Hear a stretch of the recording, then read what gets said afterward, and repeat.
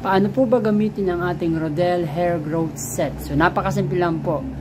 Kung nakita nyo po, meron po tayong 1, 2, 3. Okay? Rodelle po lahat itong products na to. So, una, ang gagawin po natin is, open muna natin itong shampoo. Okay? Ito po yung number 1. Luwagan lang po natin. Then, i-ready lang po natin na nakaganto siya. Pangalawa po is, open na po natin itong number 2. Yan, tanggalin lang po natin yung nasa ibabaw. Ayan. Then, saka nyo po siya isasalin dito sa ating shampoo. Lahat po siya. Kasi po, naka-built na po siya na yung sukat is eksakto na po dito. No?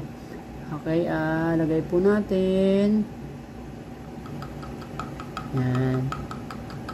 Then, after po natin malagay, i-haluin lang po natin, i-mekos lang po natin. Yan, i-mix lang po natin ng maayos. Ayan. Para po lahat mapuntahan nung ating number 2, yung ating hair growth oil, essential oil. Ayan. Then, after po nun, okay na. Ganun lang po. Gagamitin nyo po siya every time, syempre, na maliligo kayo. Ito pong shampoo. So, napakabango po niya and napakaganda po talaga. 300 ml siya.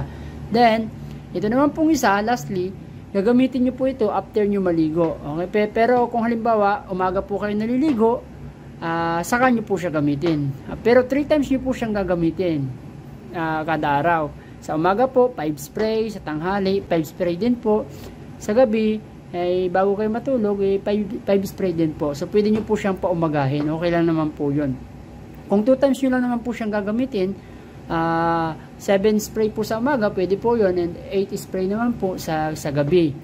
So, nasa sa inyo po kung ano po yung time na available kayo.